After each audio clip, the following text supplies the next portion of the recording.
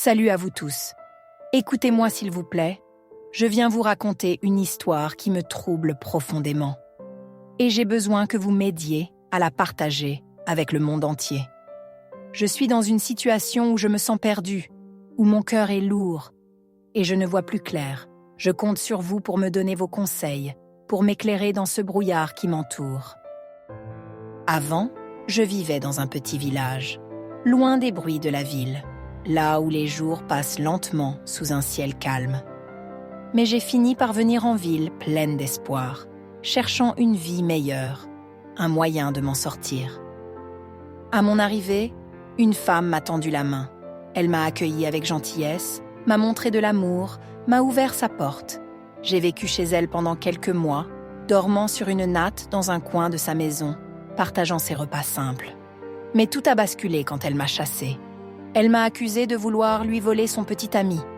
Moi, je ne faisais que squatter là, reconnaissante pour son aide. Et voilà qu'elle me jetait dehors, pensant que je convoitais ce qu'elle avait. Ça m'a laissée sans abri, sans un endroit où poser ma tête, sans rien à faire, errant dans les rues avec mon petit sac d'affaires. Puis, Dieu m'a montré de la miséricorde. J'ai trouvé un travail comme assistante en cuisine dans un hôtel.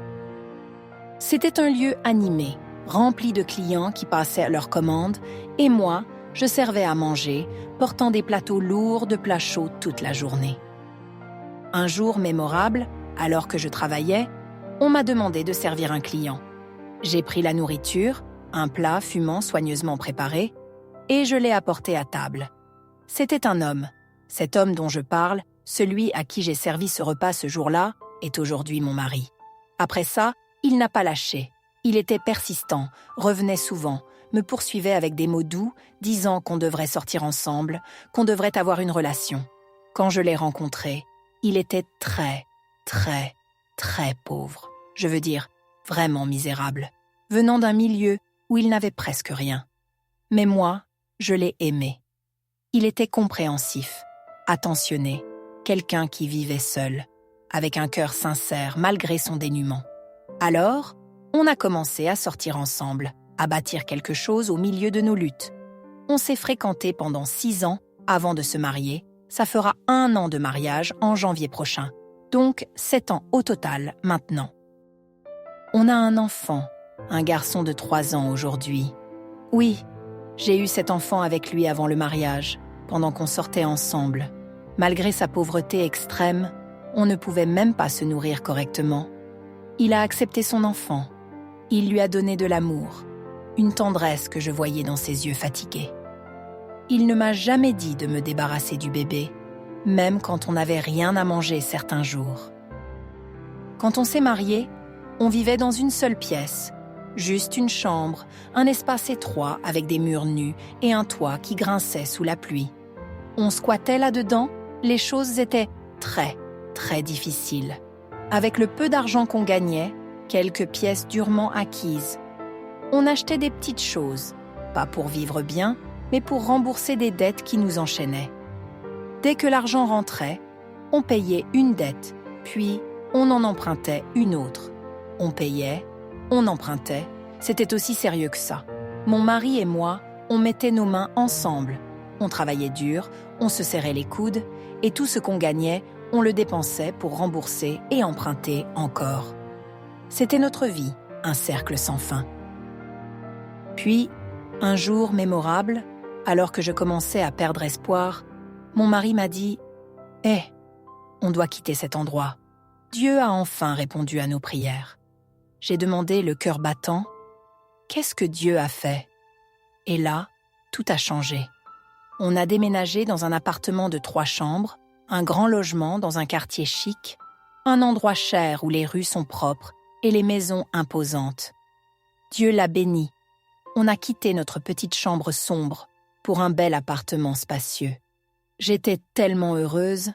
En tant que femme qui avait tant souffert, qui avait porté des plateaux lourds et dormi sur des nattes usées, j'étais ravie, émerveillée par ce changement. Mon mari a maintenant plein de voitures. Il a acheté des terrains. Il m'a ouvert une boutique. Il prend soin de moi comme jamais.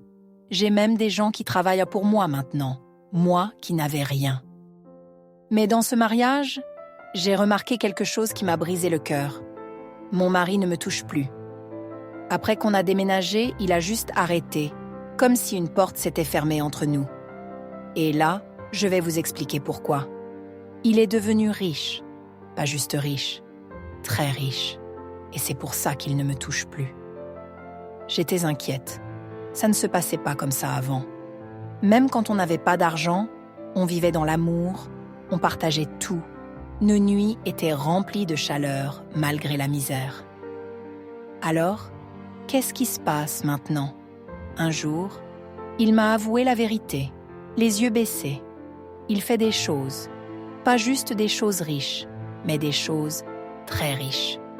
Il m'a dit qu'il devait prendre soin de moi et de notre fils, que c'était le meilleur moyen, et même le plus facile, de s'occuper de nous sortir de la galère qu'on avait connue. Il m'a expliqué pourquoi il ne me touche pas. Il utilise quelque chose sur son corps, des trucs qu'il met sur lui. Il se lave avec un savon que le marabout lui a donné, un savon spécial, pas comme ceux qu'on trouve au marché.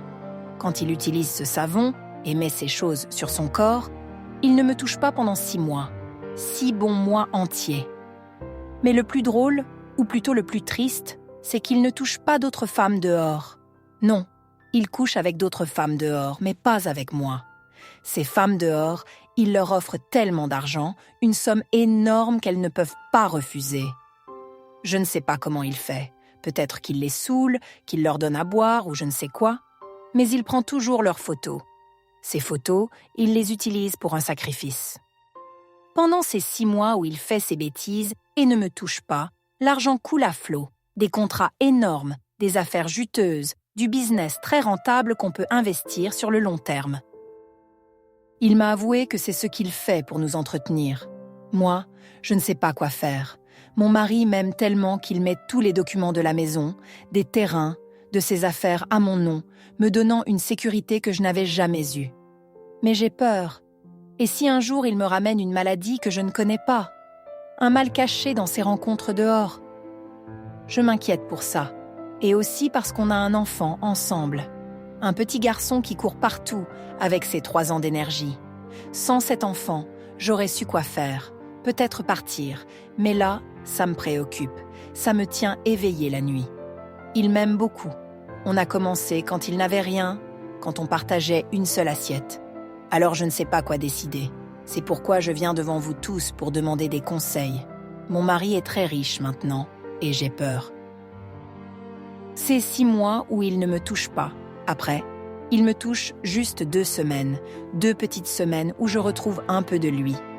Puis il reprend son savon, remet ses choses sur son corps et repart pour 6 mois de plus à faire de l'argent. 6 mois, 2 semaines. Je ne sais plus quoi faire. Vous tous, écoutez-moi bien. Je n'avais jamais entendu une histoire pareille. Mon mari utilise un savon spécial et des trucs qu'il met sur son corps. Et pendant 6 mois, il ne dort pas avec moi. Rien. Pas de contact comme mari et femme. Après ces 6 mois, il peut me toucher à nouveau.